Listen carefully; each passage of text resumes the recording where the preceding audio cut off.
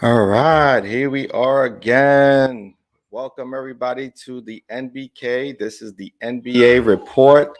I am your host, John from Still Knicks Fans. And I am rolling dolo today, at least for now. Let's see if we have a special guest that was trying to come on with us, but maybe delayed a little bit. But if they don't come on, hey, it is what it is. I got you for today. You know how we roll here at the NBK, the NBA report.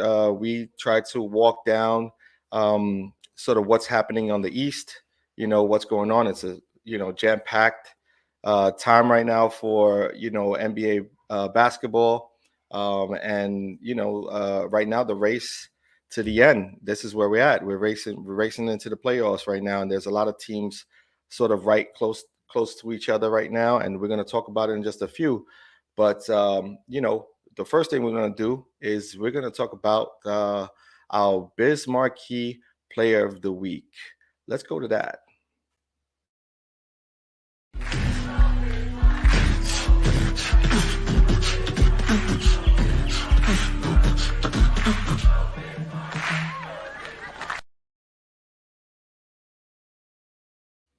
That's right. Karl-Anthony Towns. We chose him because his team has been playing really good basketball, and Karl-Anthony Towns has been doing his thing. And we also wanted to highlight someone a little different. I mean, we've highlighted Jason Tatum and the Boston Celtics before in the past, and we wanted to get someone new in the set. I know Boston right now are winners of their 9 out of, I think they're 9 wins out of their last 10 games. We could have easily went with Tatum, but we chose to go with someone different. So let's take a look at what Karl-Anthony Towns has done in the last week.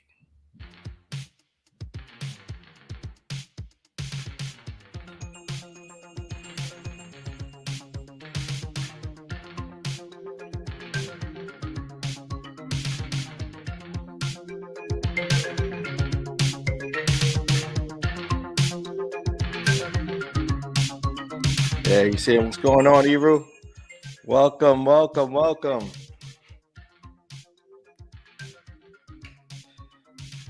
Taking a look at some of Karl-Anthony Towns' highlights right now. He's been playing out of his mind for the Timberwolves right now, and he's doing his thing. So we just want to give him a little love, like I was saying a little earlier, we could have went with Jason Tatum. We could have went with other guys, but we chose to go in a different direction. Give love to the big man, Karl Anthony Towns, doing his thing. He's also a Knicks fan, so happy to do so. Yeah, born and raised Knicks fan. I apologize for being a little late, man. I got distracted with the It's family stuff, man. all good, my brothers. Thank you Yeah. for joining us today. Yeah, well, what do you think about Karl Anthony Towns' game the last few weeks? I think he might be crossing over finally. Throw all the he's always been able to put up the stats and stuff like that. But I just think like his attitude and just like I think he's starting to cross over into the player that he's supposed to be. Even like it's kind of weird, like I said, because he's been putting up the numbers for all these years. So it's just fun to see. I can't think. I was trying to think of a player that reminds me of him. As far as the stats and stuff like that. But Right. as far as the stats and then crossing over into that player, Right. I really can't put it out there. Yeah, it's hard to depict who he stands out. I mean, he's so different. You know what I mean? He's not an MB type. He's a little bit. He's a lot more fluid from the outside. He seems to have. He has the same range, but it's almost like it comes natural to him. Where Embiid looks like he worked a lot on his game to get to where he's at. Yeah, it's look at that. He's got such a great touch from the perimeter. Yeah. He loves the game too. That's one thing. He's always loved the game ever since he was younger. You could see him like when he was playing. Let's say like international like, when he was younger in the USA team. You could see him Right. taking pictures with older players and stuff like that. You can tell that he loves the game. He's a connoisseur. He knows stats and stuff. He cares about it. But like even though I say that, there's something about his game that showed that seemed like he didn't care. You Right. know, Right. so Early on, for sure. Early on, for sure. He may have just been too comfortable, seeing that he grew up around the NBA. His dad played for the New York Knicks at one point in time. Just being in the presence didn't really shock him. So maybe he was just way too comfortable, and now he realizes that this is going to be his bread and butter, and he should take it serious. yeah, absolutely. And weird. I'm looking at his stats. 23. He's averaging 23, 11, 3, 1.4 blocks. The 3 point. Yeah, he made the point that he's like the greatest shooting big man of all time, Yeah, and yeah, yeah. he literally might be. He Well, he might be. literally is because as far as 3 point shooting, so, Yeah, like he literally might be the greatest 3 point shooter. I mean, at least 3 point shooting big man that's ever lived. right. 39% from three. That's crazy. That's amazing. And he showed up in the All-Star game, won his 3-point contest, and now he's put up a couple of 62 games, 60-point games. You know what I mean? Like it's been amazing to see. So we're giving him his love right now. And Yeah. these are some long highlights. I'll tell you that. We're gonna cut that short and get right into it. Yeah. So we were going on for a little bit. Yeah. Shout out But to the DJ. yeah, man. Again, we have Eru from Die Hard Knicks. Welcome, my brother. Thank you for joining us today. Yeah, chilling. Sh- That's how we do it. That's how we do it. Yeah, I want to give a quick shout out to the chat. I know it's people are starting to tune in just a little bit, so it'll probably grow. But as of right now, we got David L tuning in. No way, Jose. Germ Warfare is in the building. Ron is tuning in from Still Knicks Fans. Much appreciate you, Ron. Don't work too hard, my brother, while you're watching. But we're gonna hold it down today. So now that we looked at the player of the week, the Biz Marquee player of the week, what we're gonna do is let me walk down some stats real quick, and then I'm gonna get your take on how you see the East forming out. So to start, we have to lead the Eastern Conference. We have the Miami Heat, who are winners of they're 6-4 in their last 10 games, and they lost their last two. So their record is now at 47-26, which is surprising because they're allowing other teams to sort of catch up to them. And it's going to be interesting to see how this all pans out at the end of the game. We got about 9 games left to the season. So it's going to be interesting down the stretch to see if anybody kind of trumps them during the regular season. So second to the Miami Heat, we have the 76ers, Philadelphia 76ers, with a record of 45-27. They're also 6-4 in their last 10 games, but they're winners of their last two. Right underneath them, we have them on the third position, we have the Milwaukee Bucks, who are tied with the Philadelphia 76ers at 45-27, and they're 8-2 in their last 10. And I think Philadelphia may have the matchup win. They may have the matchup win. So right now they're sitting at third underneath the 76ers. And coming up in fourth place right now, who are extremely hot right now, and that's the Boston Celtics right now at 46-28. The only reason why they're not in second place right now is because they must be below the head-to-head matchups against Milwaukee and the 76ers. But they're 9-1 in their last 10 games, and they're winners of 5 in a row. That's a team that's going to be interesting to watch to see if they climb the ladder board and end the season in first place after they were down in the dungeon with us, the New York Knicks, at somewhere around 10, 11 or so.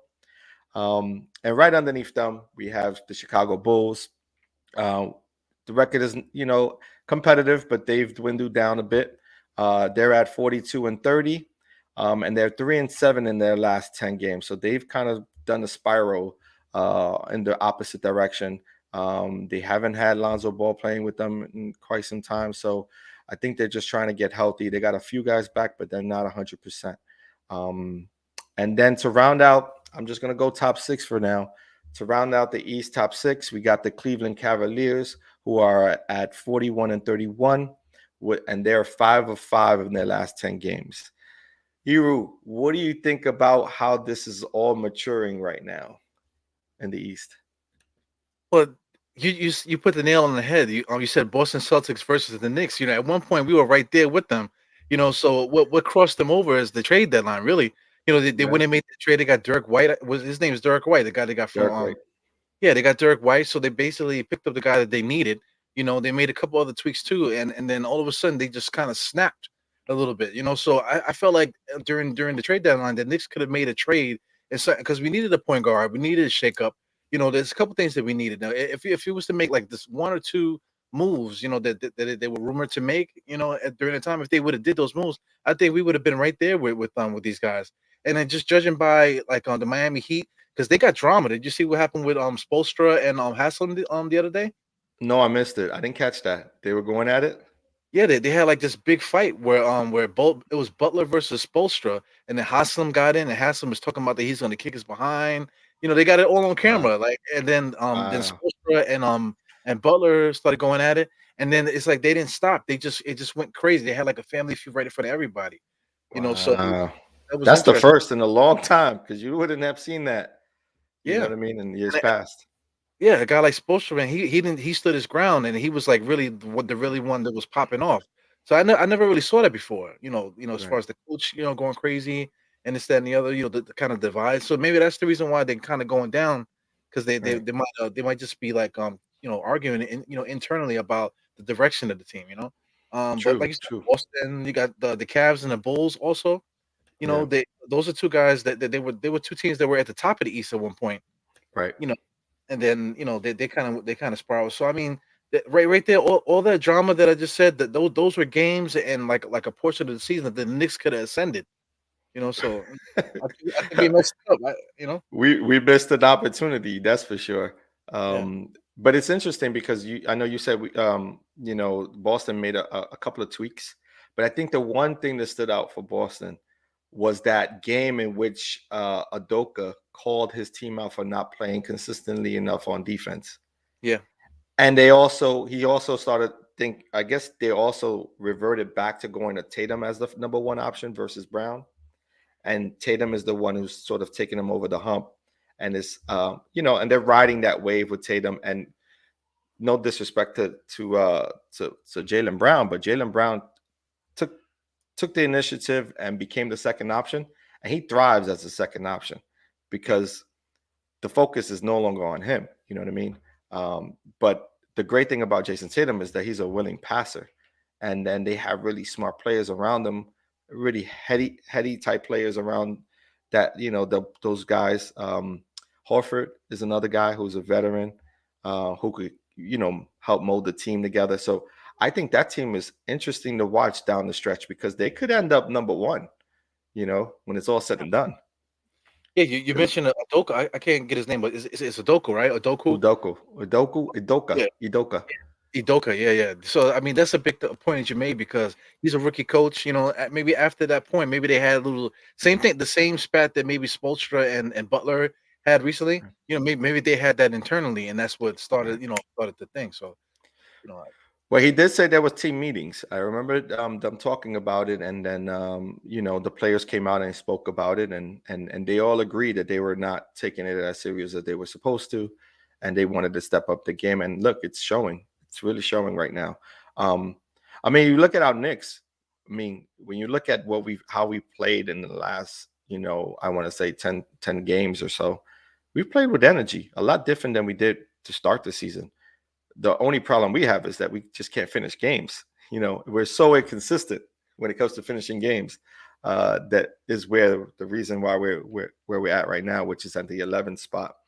So let me run down the top 7 through 10 real quick in the East, and then we could talk about those teams as well. Um, so at the 7th spot, we got the Toronto Raptors, who have a record of 40-32. And they're also 6-4 in their last 10. So there are a lot of teams that sort of dwindling and not, having. Well, they're winning. They have some winning record in the last 10 games, but they're not how they were winning before. Toronto's been in the middle of the pack most of the season. Then underneath Toronto, we have the Brooklyn Nets, who hold the 8th spot right now, and they're at 38-35, and they're also 6-4. They lost yesterday's game in an interesting game against the who was that? The Memphis Grizzlies, I believe. And that was a good game. We'll talk about in just a second. And then on the 9th position, we have the Charlotte Hornets, who sit at 37-36, and they're 7-3 in their last 10. One of those losses came from our New York Knicks in yesterday's game against them, which was exciting to see them play and actually finish a game finally, like we hoped to, and then rounding out the 10th spot and in the last spot of the play-in is the Atlanta Hawks, and they're sitting at 36-37, and they're 5-5 in their last 10 games. So I'm looking at that. What stands out to you the most between the teams that are between ranking 7 and 10? I mean, if you look at every one of these teams, then you can't. Nobody can tell me that the Knicks are worse than any of these guys. I You know. know, that's what drives me crazy. And then Yeah. the word that's at the tip of my tongue is tanking. I don't want that to overpower the conversation. But like there's a lot of fans that keep complaining about tanking. Shout out to State. I got to shout out to State. State is Yeah. always talking about a mighty fourth seed and tanking and this, that, and the other. Play the kids, stuff like that. But the Right. thing is, if we play the kids, I think we still win because I mean the proof to that was the Charlotte game. Yeah. You know, Yeah. Yeah. For yeah, sure. a lot of the kids were playing, and we absolutely played well. Like it has nothing to do with our players per se, because I think Mhm. all of our guys are still fighting. I really don't like Tom Thibodeau's coaching, but that's another Right. thing. I don't want that to overpower the conversation either. But aside from the coaching, aside from all the adversity that we had during the year, I think talent wise, as far as like the players and stuff, I think they still believe in each other on the court. And Absolutely. yeah, I just think if they would have did made shook up the team a little bit, I think it would have sparked them, and we probably would have been in a different situation right now. But Yeah. You look at how many close games we lost this season. yeah, You know what I mean? That's a tough one because, not to mention the ones we lost against teams that we were supposed to beat, like the, Orlando Magics. For whatever reason, they are our kryptonite right now, and I'm not sure why. But you get the head-to-head games where you play close against Brooklyn. You had games where you played. I think there were other games that played close against the 76ers, and then we just couldn't come up with these wins. And those wins are costly because right now we're sitting just below Atlanta, but we're still 5 games out, if I'm not mistaken. We're still about 5 games out, and we're sitting at 31 and 42. We could easily be 36, or actually, had we won the last two, had we won against the Jazz, which we played close, right? And had we won against the Atlanta Hawks, we would have been a lot closer. With our win yesterday, we'd have probably been at 30. What is that? 3 wins, so we would have been at 34. You know what I mean? And 40, something like that. So we would have had a real chance, not an outside chance of making the play in. We'd have had a real chance of making the play in. So it's just interesting the way it's rounding out. I know there's 9 games left, but it's very hard to believe that the Knicks can go, like 9-0 to Yeah. to end the season. Like that's the most difficult thing to believe. You know what I mean? So there's still maybe a chance that would have to mean that Atlanta loses the majority of these last 9 games, and the Knicks win the majority. But even so, they still have so much of a lead. It's going to be very difficult to see the Knicks get in this year. I mean, you just stressed me out just now with I'm just trying to be the honest. it's the truth, though. I mean, it puts it's a fans in a bad position because we argue with each other, especially on everybody. Like everybody's like I guess barometer or just the focus or where we all meet up at is on Twitter. So that's the energy, right? So if you look on Twitter, everybody's cursing each other out, everybody's fighting and stuff, but we're fighting over little points that make sense. But the season itself has not made sense all year.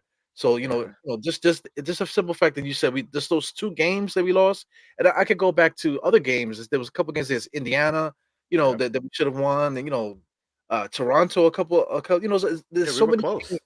yeah, so many games this year that we should have absolutely won. That it could have turned the tide of changed the tide of the season.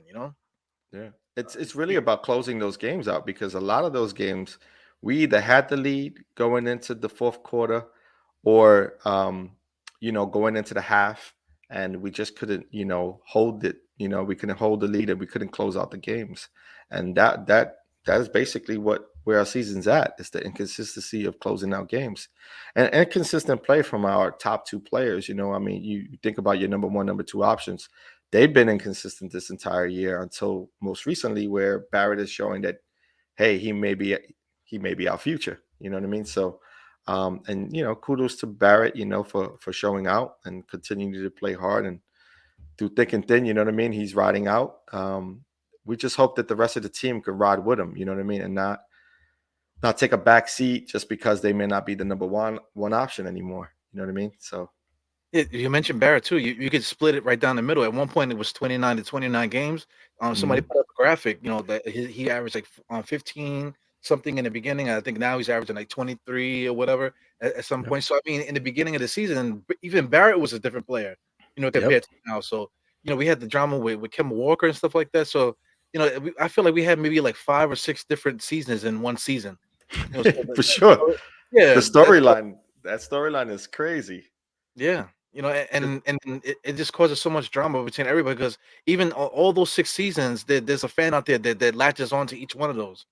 right. So yeah, so many different arguments this year, man. But we're so close, man. But, Yeah. I mean, we would really, the only way I could see us getting into this is if the Atlanta Hawks go 3-7. Oh, well, no, let me see. There's 9 games, so uh, hmm, I would say 2-7 at that point. So they would have to go 2-7. Lose it. They would have to be 2-7 in their last 9 games. The Hornets, we have to hope that they help us out and lose some games as well in order for us. And we would have to go something like 7-2. If not, in order to sort of tie. I think we got to get to a point where we can tie. If we can get to a point where we can tie, I think we have the head-to-heads against both Atlanta and the Charlotte Hornets, if I'm not mistaken. But if you guys know on the chat, let us know if that's true or not. We got the head-to-head against the Atlanta Hawks and Charlotte. Then the only way to make this play-in is to outplay, every opponent that we're up against, and really end the season on a high note. Winning 7, games if possible. And hope that Atlanta and Charlotte loses most of their games. I don't necessarily see that happen. I'm not a betting man, but that, my money wouldn't be on the Knicks right now. Uh, Yeah, I know. But yeah, it'll be tough. like I don't want to look, project into the future, but maybe something like this where the Knicks almost make the play in that type of thing. It might give confidence to the team going into next year. But one person and just group of people right now that's in trouble is the front office because how do they read this? Because like I said, there's been 6 different seasons this year that we played. So how does the front office go about this? Do they look at Tom Thibodeau and start building around him? Mhm. Or do they make a change, or do they trade Julius Randle? There's so many different ways that they can go, but how are they reading it? Right, Because we're so close and we are way better than what we showed. right. So that might get them in trouble, and if they make the wrong move, or it might, they're like stuck between a rock and a hard place. I think the front office. Yeah, and us as Knicks fans, we all we have is on our opinions. You know what I mean? Like we Yeah, don't have anything else to go by. I mean, we could look at the season and say, "Oh, they're going to stay the course, and they're not going to change anything." We could say that, till we're blue in the face. It doesn't necessarily matter. Or we could say that we're going to trade whoever. It doesn't really matter. We just got to wait and see and be patient, and then call the season after everything's said and done. You know what I mean? Because we don't necessarily know if we're going to pay Mitch or we're not. We don't know how it's all going to pan out. So we just got to wait and see what we get in the draft, and then start our real conversation about next year. Next, you know what I mean, in the new season. But we're opinionated, man. We're Knicks fans. That's what we are. That's what we do. So ain't nobody's opinion wrong. It's sometimes valid, but again, we'll have to wait and see. But outside of the Knicks, man, we're talking about the NBA, and so I don't want this to be Nick talk because we're sharing information about other teams in the NBA. Who do you feel, Iru, is most likely to come out the East, and and who would there be the toughest opponent coming out of the East? oh man, when it comes to the playoffs and that type of thing, I think it's always talent. Whoever has the best, talent, or the best dynamic duo, or Mm, trio, if that could be the case. So I mean, Miami Heat seems to be, Miami Heat it probably is like the best team in the NBA. I think, right. because they didn't really have like that big superstar, but they play hard defense. The guys are real disgusting. All of them are disgusting. I think don't they lead the league in like Texas or something like that. Um, Yeah, they play hard, so yeah, they're definitely gonna lead the league in fouls. Oh, yeah, for sure. the Bucks, they only have Giannis really. The Celtics they have two, but they really kind of like we don't know what kind of team they are. The Bulls have two. They sometimes have three. But Right. if you go down the line, there's not really any team like that except the Sixers. The Sixers got a former MVP at Harden. You know what I'm saying? He's Mhm. still that guy that has to prove that he can carry a team, but he doesn't have to because he has the other guy that could easily be an Yeah. MVP. You know, Embiid, Embiid. Embiid, yeah, for sure. So yeah, they have two of the best players at their positions there in the Sixers. So I think if there's a team that's gonna come out and they can rely on their stars like that, I think it's them. Right, right. So you think 76ers will be coming out the East? Yeah, I don't know. I don't know. No, no, not sure. Yeah, I don't want to put my hat on any of that stuff. Right, right, right, right. I'm just But looking at it, like from that perspective. Like if you yeah, could rely on their stars, I think the 76ers have two of the best ones. right. They can really guard them. Who would be their toughest competitor if coming out the East? If they were to make it, if they were to make the semifinals, the Eastern Conference Finals, I should say. Everybody's so close. That's the thing. Everybody's so close. I feel like the Heat can really smoke them out defensively. The Right, Bucks is another team that they have Giannis, so they have nobody that could guard Giannis. right. So they could They just got run him. Middleton and they got Drew Holiday as well, and they Yeah, they were last year's winners. Can't take that yeah, lightly. yeah. I don't believe in them though. No, okay, last year, even the beginning of this year, I felt like the Knicks could have taken them out if we played them in the playoffs. right, That that right, that's that might be like blasphemy for certain people, but I feel like we like the same thing like Orlando Magic has our number this year. I felt like right, we had their number last year, so it would have been a favorable matchup for us. But you could right, just go down the line with that. All the teams are basically the same. You right. know, um, Playing against the 76ers, they all have a key to winning. Mhm. But I think if because they have Tobias Harris over there. They got that other kid that Maxi, yeah, Maxi is nice. Oh my God. right? They Yeah, got a they few got other some players players. too. Yeah, Yeah. yeah, yeah. They got a deep bench and they play hard, and they're a defensive minded team as well. Um, they haven't had enough time to fully gel yet. So that's why I'm looking at that team and saying I don't think they're ready for this year. Okay. Just because they haven't had the time together. And I look at teams like Miami, and teams like the Bucks, and even a team like Toronto, who's had a few years together. You know what I mean? Being able to build sort of that core element of how they want to play. And those teams are the ones that scare me the most in the playoffs. Um, and like the the Brooklyn Nets, Yeah. with Kyrie now being, I'm guessing they're lifting the ban right now, so he's going to be able to play. You know what I mean, every game moving forward, and that could quickly get them into a nice position. And that's a team to look out for, just with the two of them. Um, they Yeah. just don't play enough defense for me, in my opinion. I just don't know how they fit defensively. Well, the Nets remind me of the like, you said it's the NBA report, but it always comes back to the Knicks, man. They kind of Yeah. remind me of a team like when the Nets, excuse me, when the Knicks made the playoffs in '99. Right. We had all that talent, but the reason why we were able to really, do what we did that year because we took the teams by surprise because we were Right. playing a certain way. Once we have all those injuries and stuff, then Camby and Spreewell and all those guys were able to step up, whatever. So that reminds me of the Knicks in a way because that Ben Simmons hasn't played a game yet.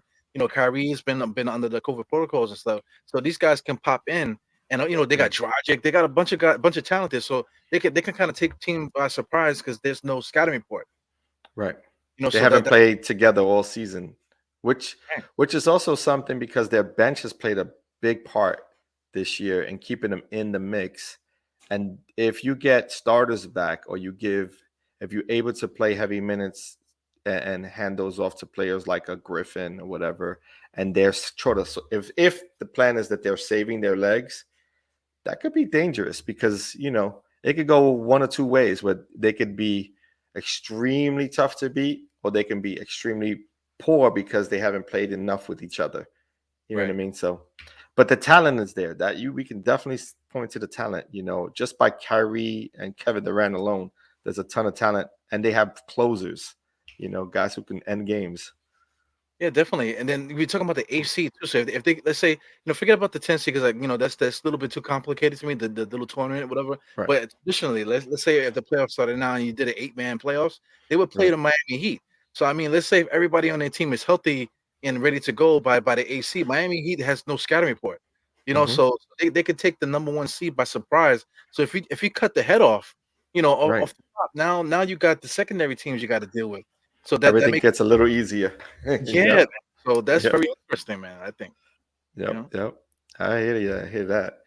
Hey Yeah. man, anyway, we've been talking about the East. Is there a sleeper team in here that you think is may surprise every team to come out? Like, last year we had the Atlanta Hawks get to the Eastern Conference Final. Do you see another team having the opportunity to kind of surprise, you know, the rest of the teams and make the Eastern Conference Finals? Well, I think we just said it's the Nets.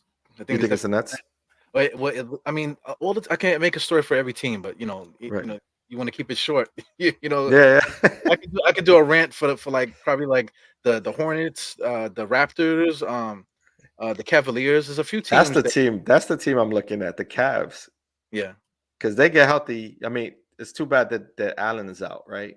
Because if Allen wasn't out, that would be a whole different type of team. I think they're missing him a lot on that team. Like, his presence is missed. Um, but if he were to come back, and I don't know if he's out for the season, maybe the chat can let us know if they know. If he isn't out for the season and he's on his rehab back, if he gets back with this team, man, they could be a hard team to beat, man. yeah. You can't coach size too, so they Right. can lock a lot of teams up. And, if they catch that lightning in the Hmm. bottle, they can really lock teams up and take teams by surprise. So that's a good pick. Right. Right. And Sherwin M on the chat. Shout out to the chat. We'll go down the list in a little bit. I know you guys are jumping on and stuff, but I just poked my eye over to the left and I see on the chat Sherwin M. Shout outs to you, my brother. He put Boston can win it all the way. So Boston's the team. We were talking about it earlier. They're winners of they're 9-1 in their last 10. and they're on a high right now. They're playing better than most teams in the NBA right now, and they're the most consistent defensively right now. If you talk about the last 2 to 3 weeks, I know Miami's still up there in defensive, but Boston is right there with them. And if there's any team that has a potential of winning it, is a team like Boston with those stars and the key players that are surrounding them. Yeah, they got the Boston Mystique, and also got lucky in the middle too, man. So Yeah, they have a lot of things going for them. you read about that one.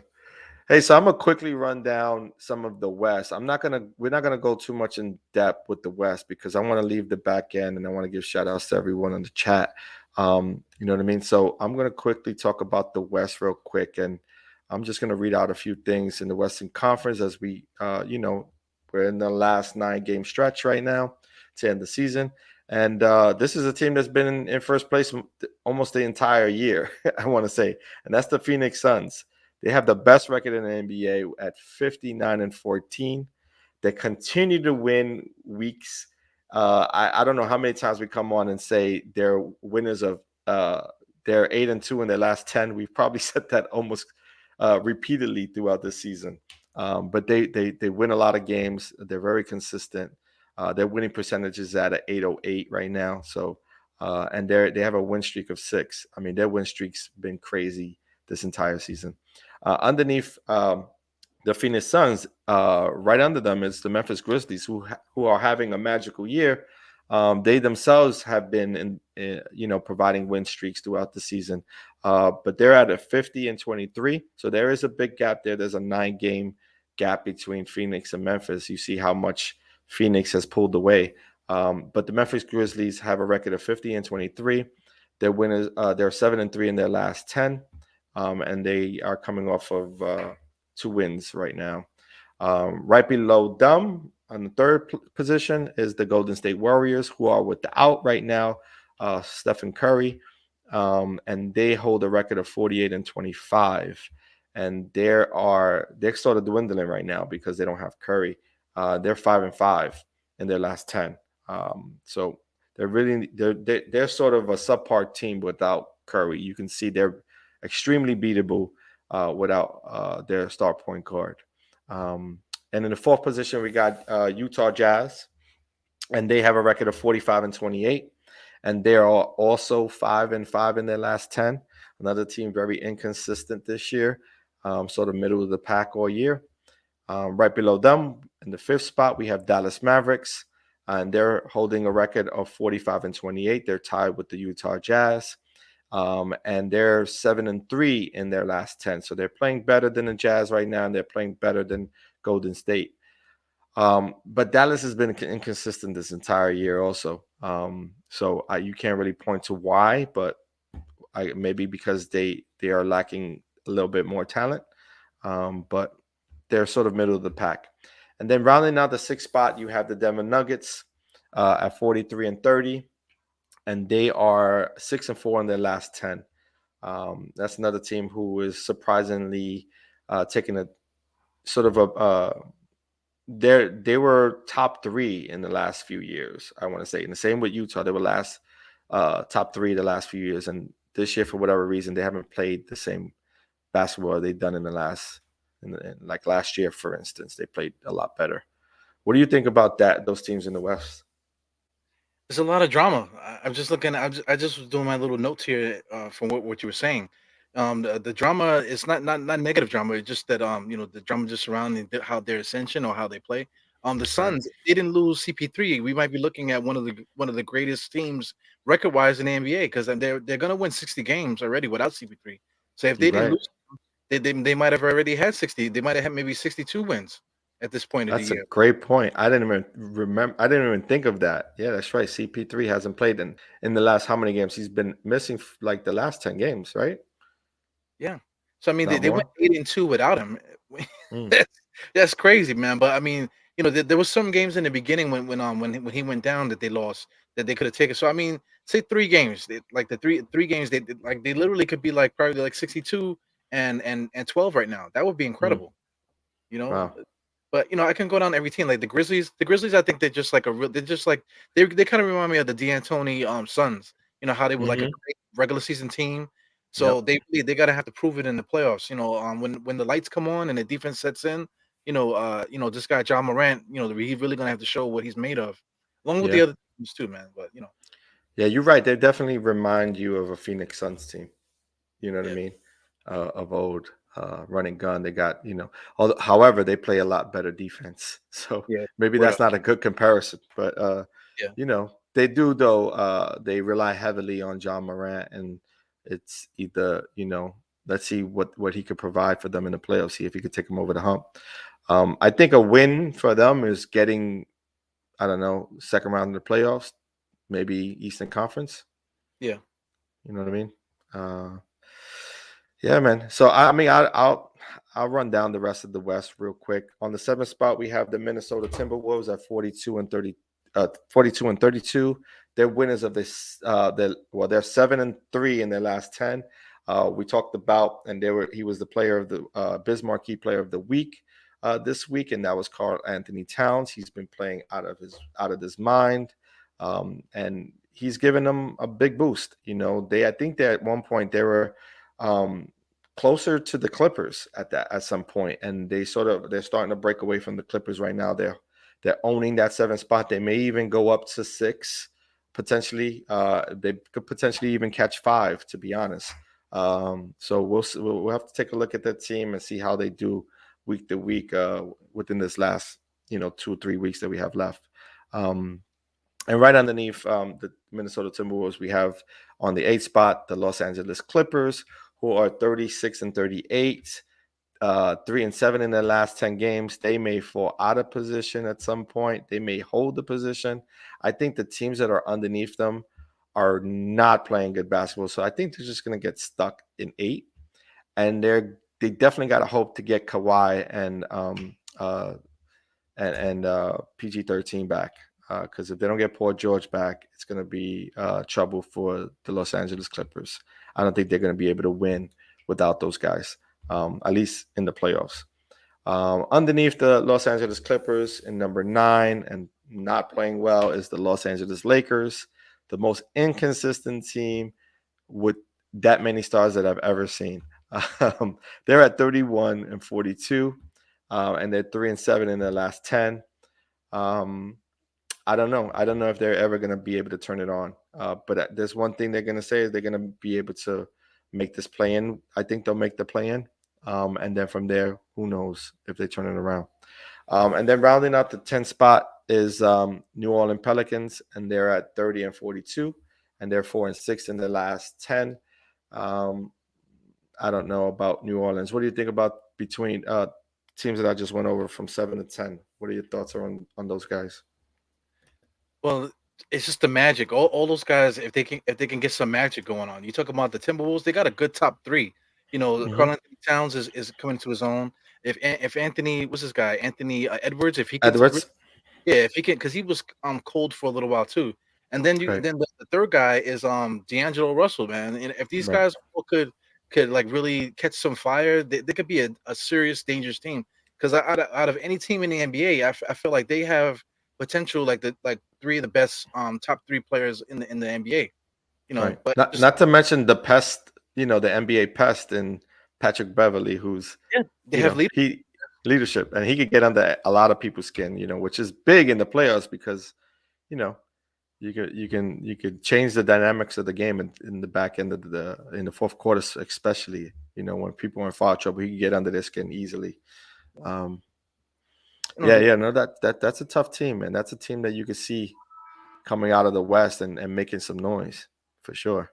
Yeah, we're talking about magic. If the Clippers were to get their two big guys back, all of a sudden they can catch lightning in the bottle. The Lakers, if, Hmm. if all of a sudden LeBron says, "Oh, I fooled you. Guess what? We're coming back now." Then you could Right. believe in them too. And then the Yeah. Pelicans as well. The Pelicans have a really good starting five. And Right. judging by some of the players that they picked up, they still have a lot of good pieces coming off the bench too. So, Right. all those teams, you can make a case for each one. If you were a Hmm. diehard fan of each team. Right. Right. Yeah. I mean, I think a couple of weeks ago, right before Curry's injury, I had the Warriors coming out of the East. Um, but right now, who knows? Right now, it's too tough to tell. Um, you have to lean Phoenix's way because they've been great all season, and they were in the finals last year. So you can expect them to make a repeat into the finals. No one would be shocked if you saying that. So I think they are the lead in the West right now, and until someone proves otherwise, you have to lean on the Phoenix Suns to come out of the West. Yeah, and you mentioned the Warriors. If they didn't have the injuries, they would be a lot better than they are. So with Right. them, it's just talent wise. They just don't have that alpha guy. So Curry is that guy. Then Mhm. the other two, Klay Thompson, and then also Draymond Green. These guys, they're missing their top guys, and they're still right in the middle of the pack there. So they can, Right. one thing and I'm like drooling because I always want to bring it back to the Knicks is the Mavericks. The Mavericks Yeah. that their energy is Luca's energy, but Right. Luca, he's to Up keep and it down. yeah, to keep it PG, he's up and down. He reminds me of Right. Julius because Right. Julius, the Knicks take on Julius's character whenever Mhm. we win or lose. And Julius Randle's a sore loser. The next to Julius Randle, I think it's Luca. Luca is probably like the biggest sore loser in the NBA Right. too. So Right. that's the reason why that they are where they are because of their top players. And he's so methodical with his play. Like, you know what I mean? Like he's great at it, but he's methodical. He's like, he takes his time, he's patient, and he dominates the ball, which is very difficult to play, in that sort of system. Which is surprising because Jason Kidd, is the coach of that team. And he must have to make a lot of adjustments in order to, help Luca be great, help Luca play his game. You know what I mean? Yeah, Um, and the same goes for Julius. You can see when Julius is on the court, Tibbs is making adjustments in order to get him into the game, right, which I think at some point we have to move away from and allow him to play his position and do what he does best, which is rebound the ball and score when he's in the block, and then let the game come to him. Because if he's going in all cylinders, his game is better suited inside out versus outside in. So I guess we'll see because Barrett right now is taking ownership as the number one option, and I hope it sticks. yeah. Well, you just gave me a lot of clarity just now because what you just said, I have like bad energy towards it. Like you're talking about Coach Thibodeau making adjustments. I feel like he doesn't make adjustments, but you just said that he makes adjustments for Julius, which I think It's is for spot on. Julius. Yeah, Yeah, it's for yeah, Julius. It's not for anyone else. yes. That's spot on. So like I think if I just think we're very close. Tom Thibodeau is kind of is killing himself to catering to his star, but Right, if we could just figure it out, I think we really can make some noise eventually. It's not right. going to happen this time. I think Tibbs understands that he has in Julius um, a potential All Star type player, and I think because he proved it last year. I think he's trying to give him every opportunity to fill that void again, or to take that back, to get back to his old ways. But it's hit or miss, right? Because you have to have been consistently being a player that can provide that leadership on a regular basis, and he only really had 1 year doing it. His first year you can't really count because it was under Fizdale, and Fizdale wasn't the type of coach to hold anyone accountable.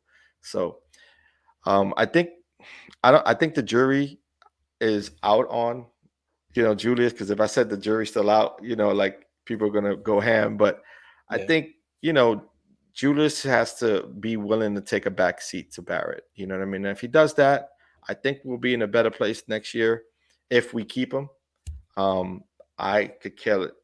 I don't care either way.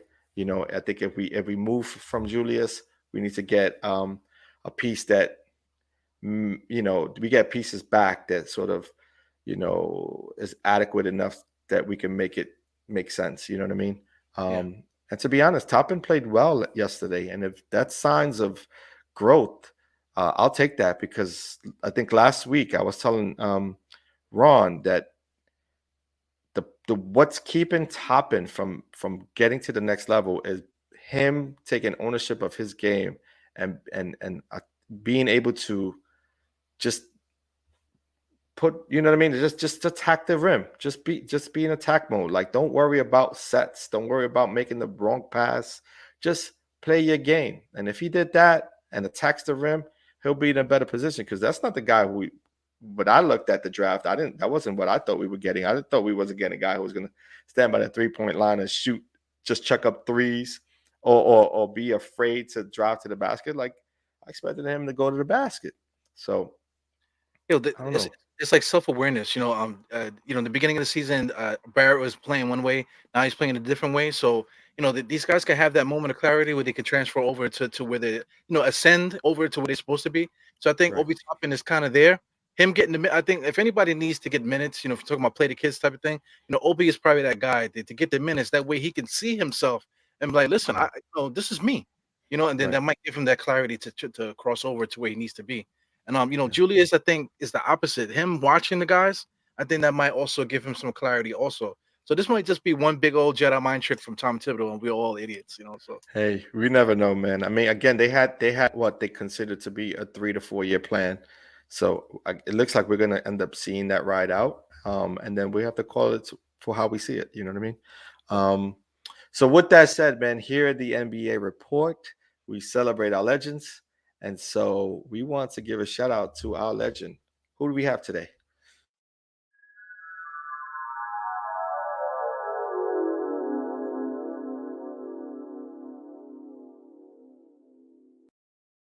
That's right. Our blast from the past is one Elgin Baylor. Let's go look at some of his history in the NBA. Elgin Baylor, regarded as one of the game's greatest forwards, his graceful style enabled him to score and rebound with seeming ease. Baylor was selected with the first overall pick of the 1958 National Basketball Association NBA draft by the Minneapolis Lakers, which relocated to Los Angeles in 1960, and earned Rookie of the Year honors in his initial season with the Lakers. During his 14-year career, he averaged 27.4 points per game, with a 38.2 average in the 1961-62 season, a feat made even more impressive by the fact that, as a U.S. Army reservist, Baylor played only on weekends and did not practice with the Lakers that season. He was named to the All-NBA First Team 10 times, and he retired as the NBA's third leading all-time rebounder with a career total of 11,463. Baylor was elected to the Naismith Memorial Basketball Hall of Fame in 1976 and was named one of the NBA's 50th greatest players of all time in 1996. Rest in peace, Elgin Baylor.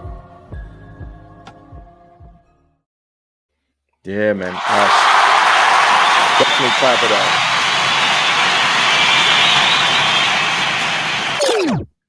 Shout out to the NBA legend Elgin Baylor, and shout outs to Jose for putting some bass in my voice. Love it. I love it. But while we're at it, let's take a look at some of the highlights of one Elgin Baylor. Look at these guys. Look at him go. Highly skilled. Yeah, ahead of his time too. Yeah. See that? He got court vision. He's LeBron before LeBron. You know what I mean? He was a great rebounding forward. You know what I mean? Scored the ball. Yeah, look at that. Coast to coast. Hook shot. Nice. Talented, man. Yeah, I like that music. Freestyle music. Kind of seen that freestyle beat. Yeah. But if you watch Elgin, as far as like the rest of the NBA around him, he was just ahead of his time. Nobody could really catch him. What's impressive to me is his rebounds too. He rebounded like crazy from the. And look at his ball handling for that team. He was the LeBron of his era. You know what I mean? He could throw it on anybody. You know what I mean? He had good handle. He wasn't getting stripped. He had nice moves to the basket. Solid, man. Top 50 player, NBA player of all time. So, Yeah. Look at that. He had an awkward shot, but he dropped them in. Yeah, he's awkward. Most good players are awkward like that, though. Right. He just did a move just now where he went baseline to the left, spun around, and made a shot with his hand. That's talent right there, man. Man. It's God-given right there. And then, that one season, man, as an Army reservist, man, he didn't even practice, bro. He just came in and just played. He hit the Iverson practice. You talk about practice? Yeah, these guys were some beat up man back then, man. Yeah, man. He was solid, man. He was solid. All right, let's cut this short. We got some long. Yeah, there you go. There we go. Well, shout outs to Elgin Baylor, terrific player, NBA legend. We salute you. And yeah, man, where we at?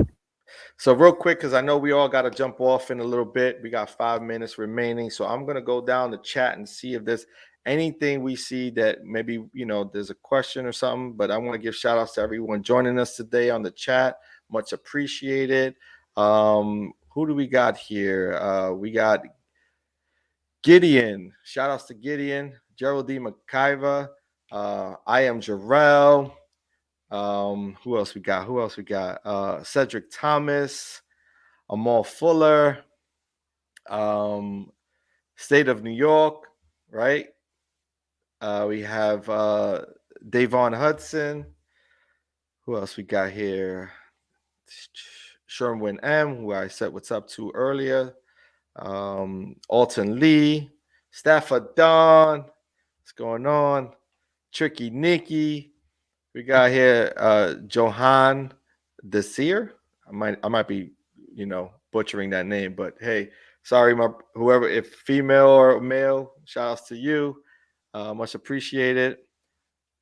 Anuidi, 25. I Can't call him even say Andy. that. I can't Huh? pronounce it. I call Andy? him Andy. Yeah, I call him Andy. Andy 25. All right, cool. Shout outs to you. We got Toch. Shout out. Yeah, man. Appreciate y'all all for joining us today. You know what I mean? See if there's any questions in there. Maybe there was some questions early on I didn't really catch. If there's any questions that you guys have for us today, man, throw it on the chat. I'll take a look at the bottom of the chat, if anything new. Gideon, he wanted to know, what do you think about the play-in tournament? It's a weird thing, man. I don't know too much about it. I don't really know how it plays out. I don't know, I don't know much about it, to be honest. I'm not even going to speak on it. I just think they may have to relook at that, in the years to come, because it's weird that you got, like, for instance, look at the Lakers and like the Clippers. They got like losing records, and I think if they wouldn't even play each other, they will be playing like, I think 9 plays 10 and 8 plays 7 or something like that, and then the winner of those will play like another tier.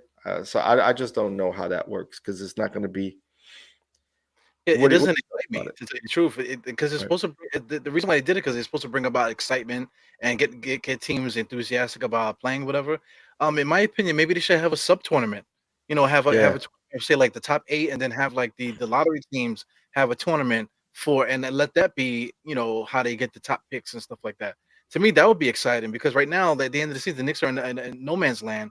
But Right. but now, if we were playing for like the top seed in the playoffs, that would get me hype. I would be hype about it, because Right. now we have a good chance against some of these other teams out there. Right. For sure. For sure. Hey, man, we can't forget about my guy Ron. Of course, Ron. We can't do this without you, man. Your support is needed, man. Absolutely, man. Can't never forget about you, and I'm always gonna give you a shout out. But yeah, man. Yeah, you're right about that. That it would be more interesting had they done a different sort of type of tournament. Um, Even if the Knicks made the play-in, I'll be excited because I'm a Knicks fan, right? And I'll be rooting. But it'll be weird to play in that play-in game because, even to start the season, I thought we were a better team. You know what I mean? I Right. bought into the 50 burger. You know what I mean? I was all in. I was like 52. And yeah, that didn't go nowhere close. So I just don't know, man. I don't know if it makes sense or not. I'm gonna leave that to the experts. They'll probably break that down and figure out what's good or what. You know what I mean? Um, but yeah, man, this was a good show, man. Uh, I just want to give you an opportunity to shout out your podcast and how folks can catch you, and we'll close out. All right, well, Evil the Andy Star, a lot of guys in the chat knows who I am. So, this Die Hard podcast, I have a podcast I do, basically a shotgun podcast. I do it whenever I can do it. This week I happen to be on vacation, so you might see me at wild hours and whatever. But Basically, I just rant about different things, hot topics and current state of the Knicks and that type of thing. Speaking of state of the Knicks, State of the Knicks podcast, State is now basically an affiliate now with me. Where me and him are both Nice. working on things behind the scenes to bring draw more attention to the channel. So he also has a show with me called Dire State of Mind. Also, we got Andy. We stole Andy from MBK, and he's gonna be Nice. an overnight podcast with State every 2 weeks. Just to get some of the night owls because he's over there in Europe. So he would Right. like to get some people to watch him more over there too. So just an experiment to see how it works. But That makes I think sense. that's what we're gonna be doing on my channel.